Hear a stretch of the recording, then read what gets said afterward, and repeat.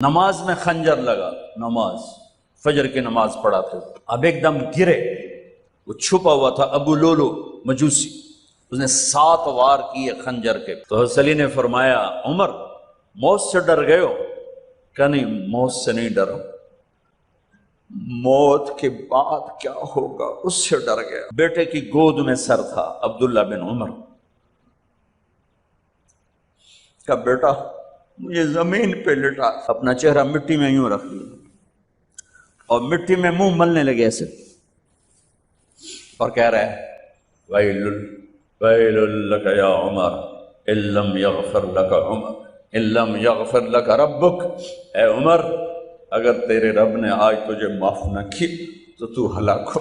لسوف یعطیک ربک فترضی، میں نے آپ کو راضی کرنا ہے۔ اتنی بڑی ہستی حفظہ، تیرے گھر میں نبی کے 2 جوڑے تھے یا ایک تھا؟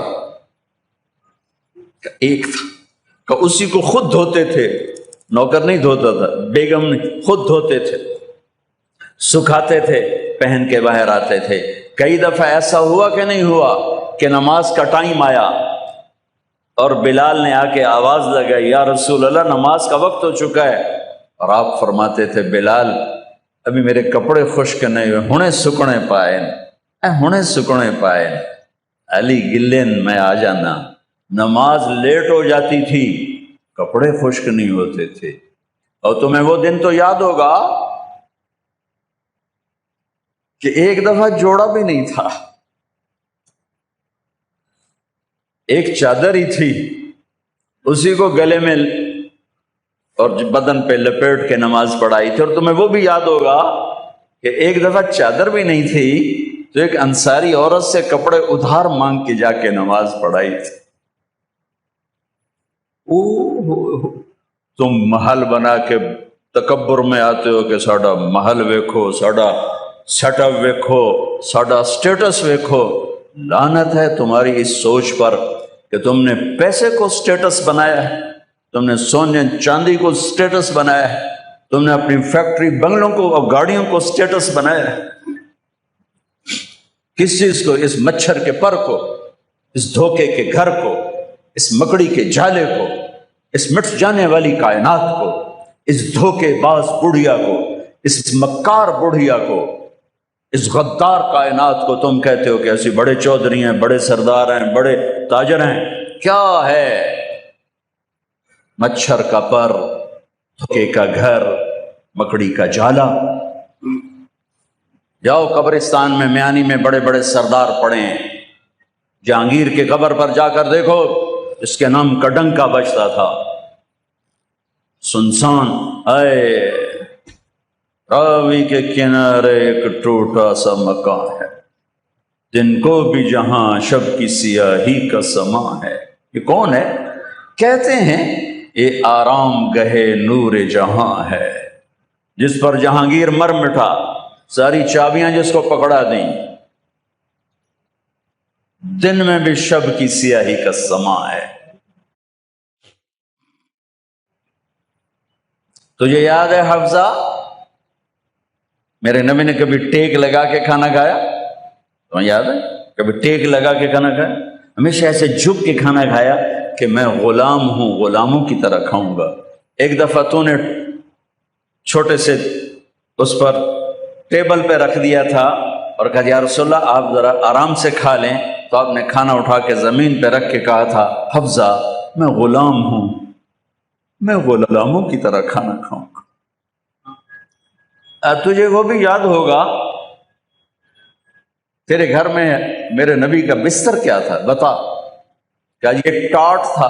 ٹاٹ جو دن میں پھیلا دیتی تھی، رات کو دوہرا کر دیتی۔ کا اچھا وہ رات یاد ہے جب تو نے اسی ٹاٹ کی ایک کی بجائے 2 تہہ لگائی تھیں، اور صبح اللہ کے نبی نے پوچھا تھا حفظہ میرا بستر تبدیل کر دیا؟ کہ نہیں یا رسول اللہ وہی ہے، میں نے ایک کی 2 تہہ لگا دی تاکہ آپ کے لیے تھوڑا نرم ہو جائے۔ کہ نہیں حفظہ اس سے جیسا پہلے تھا ویسا ہی کر دو، میں رات کو اٹھ کے اللہ سے باتیں کرتا ہوں، اس کی نرمی نے مجھے اٹھنے میں ذرا رکاوٹ پیدا کی۔ یہ باتیں میں ٹھیک کہہ رہا ہوں؟ کہا جی ہاں ٹھیک۔ کہا تو اب تم مجھے کہنے آئی ہو کہ میں راستہ بدل لوں؟ حفصہ جنہوں نے تمہیں بھیجا ہے، عائشہ جنہوں نے تمہیں بھیجا ہے، انہیں بتاؤ 3 دوست تھے، 3 مسافر تھے، ایک ان کی منزل تھی، ایک ان کی راہ تھی، ایک ان کی ڈگر تھی، اس پر ایک چلا اور چلتے چلتے چلتے اپنی منزل پہ پہنچا اللہ کے محبوب، پھر دوسرا چلا اور اسی ڈگر پہ چلا اور چلتے چلتے اپنی منزل پر پہنچا ابو بکر صدیق۔ اب تیسرا چل رہا ہے، اگر انہی کی راہ پہ چلے گا تو ان تک پہنچے گا، ادھر ادھر ہو گیا بھول بھٹک جائے گا۔ انہیں جا کے بتا دو کہ جس راہ پر میرے دونوں ساتھی چلے میں اسی پہ چلتا رہوں گا یہاں تک کہ میرا اللہ مجھے میرے ساتھیوں سے ملا دے۔ اللہ نے کیسے ملایا؟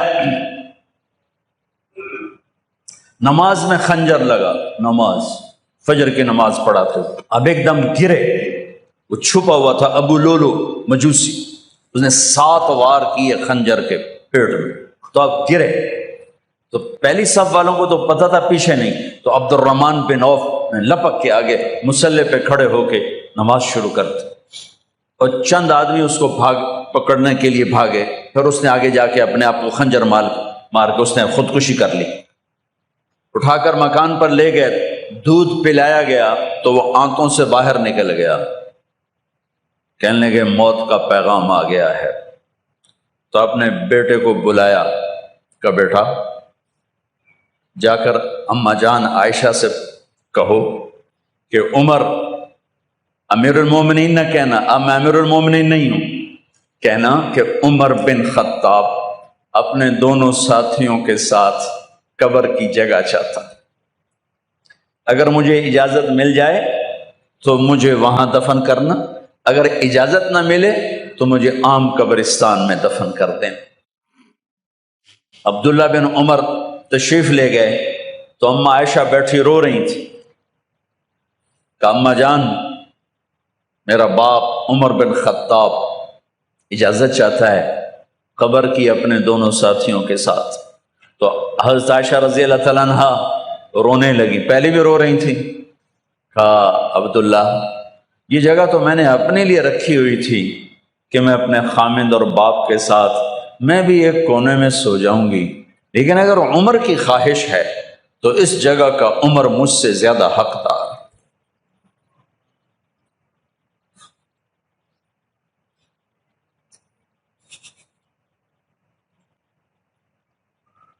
بیٹے نے آ کر کہا ابا جان مبارک ہو، اجازت ہو گئی۔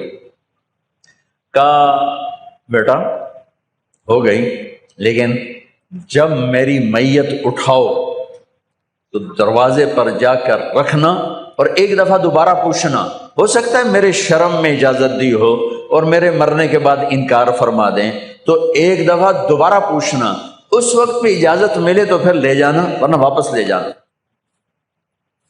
حضرت علی اور حضرت حسن تشریف لائے جس دن انتقال ہو رہا ہے، تو گھبراہٹ دیکھی تو حضرت علی نے فرمایا عمر موت سے ڈر گئے ہو؟ کہ نہیں موت سے نہیں ڈرا، موت کے بعد کیا ہوگا اس سے ڈر گیا۔ یہ کون کہہ رہا ہے؟ میرے بعد کوئی نبی ہوتا تو عمر ہوتا، یہ وہ کہہ رہا ہے۔ یہ کون کہہ رہا ہے؟ آپ نے کہا آج رات میں جنت میں گیا تھا، میں نے ایک بڑا خوبصورت محل دیکھا، سونے چاندی زمرد یاقوت موتیوں کا، میں نے کہا یہ کس کا ہے؟ تو مجھے کہا گیا یہ آپ کے غلام عمر بن خطاب کا ہے۔ کون کہہ رہے ہیں؟ موت کے بعد جو ہوگا اس سے ڈر رہا ہوں۔ کہ آپ مسجد میں انٹر ہوئے، مسجد میں ایسے لوگ تھے، ادھر ابو بکر تھے اور ادھر عمر تھے، ہاتھ دیو، آپ نے یوں ہاتھ پکڑ لیا، دونوں کے ایسے ہاتھ پکڑ لیے، ادھر ابو بکر ادھر عمر، کہ مجھے دیکھ رہے ہو؟ کہ جی۔ کہ قیامت کے دن میں ایسے اٹھوں گا کہ میرے ادھر ابو بکر ہوگا اور ادھر میرے عمر ہوگا۔ یہ عمر کہہ رہے ہیں موت سے نہیں ڈرا ہوں، موت کے بعد کیا ہوگا اس پہ ڈر رہا ہوں۔ تو حضرت علی نے فرمایا کیوں ڈرتے ہو؟ میں گواہی دیتا ہوں،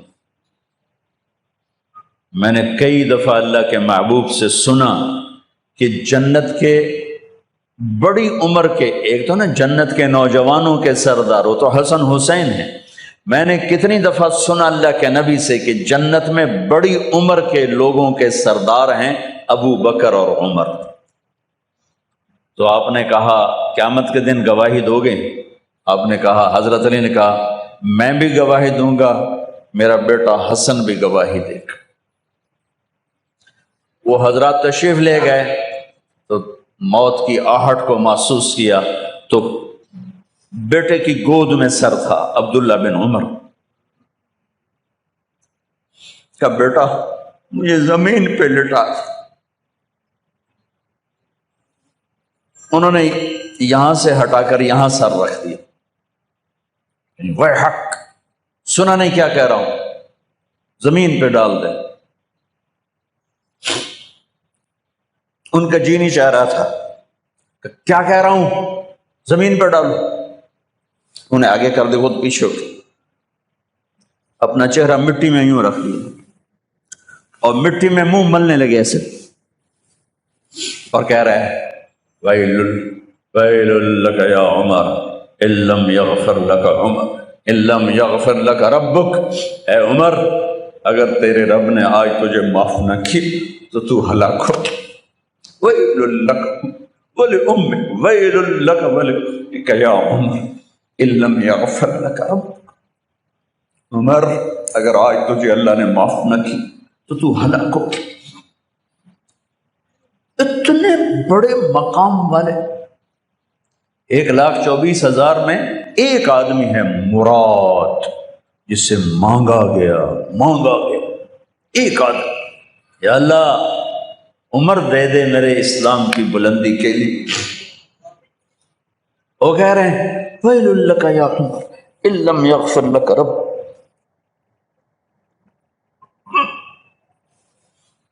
اے عمر تو برباد ہو گیا اگر تیرے رب نے تجھے معاف نہ کی۔ یہ کہتے جان نکل گئی۔ صہیب رضی اللہ عنہ نے آپ نے وصیت فرمائی تھی میرا جنازہ صہیب پڑھائے، رومی جنازہ پڑھایا گیا، کندھوں پہ اٹھایا گیا، اور آ کر اماں جان عائشہ رضی اللہ عنہ کے دروازے پر عبداللہ بن عمر، باقی تو کوئی پتہ نہیں تھا کسی کو، گوے ٹھہر جاؤ جنازہ یہاں رکھ دو۔ پھر آگے بڑھے، دستک دی، اماں جان میرا باپ عمر بن خطاب دروازے پہ پہنچ چکا ہے، اندر آنے کی اجازت ہے۔ تو اماں جان عائشہ نے فرمایا مرحبا بعمر، ہم عمر کو خوش آمدید کہتے، اور باہر تشریف لے گئیں۔ وہیں حجرہ مبارک میں قبر کھودی گئی تو عبداللہ بن عباس فرماتے ہیں کہ میرے کندھے پر کسی نے ہاتھ رکھا تو میں نے یوں پیچھے مڑ کے دیکھا تو جناب امام المتقین حضرت علی کھڑے ہوئے رو رہے تھے اور فرما رہے تھے عمر مجھے پتا تھا تیرے سوا یہاں کوئی نہیں آ سکتا، مجھے پتا تھا یہاں تو ہی آئے گا اور کوئی نہیں آ سکتا، چونکہ میں نے ہزاروں دفعہ سنا خرجت انا و ابو بکر و عمر دخلت انا و ابو بکر و عمر، میں نے ہزاروں دفعہ اپنے نبی کی زبان سے سنا میں اور ابو بکر عمر گئے تھے، میں اور ابو بکر عمر آئے تھے، میں اور ابو بکر عمر اندر گئے تھے، میں اور ابو بکر عمر باہر گئے تھے، میں نے اپنے نبی کے نام کے ساتھ تجھے اور ابو بکر کو اتنا سنا ہے کہ کسی کو نہیں سنا، لہذا مجھے پتا تھا تو اسی جگہ پہ آئے گا، تیری یہی جگہ ہے۔ میرے بھائی بہنوں، یہ وہ لوگ ہیں جنہوں نے رضی اللہ عنہ کا ٹائٹل جیتا اور پھر روتے روتے مر گئے۔ مجھے کیا خبر کیا ہونے والی، آپ کو کیا خبر کیا ہونے والی؟ بے شک میرا رب رحیم ہے، وہ اس کے رحم کے تو فعلی کام بنے گا، کیڑیاں تقریراں تے کیڑے علم، کیڑیاں نمازاں تے کیڑیاں تجدہ، کم تو اس کی رحمت پر بنے گا، پر یہ اعمال اس کی رحمت کو لینے کا راستہ ہیں۔ یہ بھی ٹھیک نہیں ہے کہ اللہ غفور الرحیم ہے، آپ ہی معاف کرے گا۔ یہ یزید اور حسین کو برابر تو نہ کر، آل رسول کی بوٹی بوٹی نوچ دی جائے اس کی رضا کو ڈھونڈنے کے لیے۔ وہ نہیں کہہ سکتے تھے اللہ بڑا غفور الرحیم۔ اس لیے بھائی بہنوں، معاملہ بے شک اللہ کی ذات سے ہے، بڑا کریم ہے، آنسو دیکھنا چاہتا ہے، ندامت دیکھنا چاہتا ہے۔ کون ہے جس سے گناہ نہیں ہوتا؟ کون؟ میں اسے انسان ماننے کے لیے تیار نہیں۔ یا تو وہ کوئی فرشتہ ہے یا نبی ہے، نہ نبی آ سکتا ہے نہ ہم فرشتے ہیں، وہ انسان ہی نہیں جس سے خطا نہ ہو۔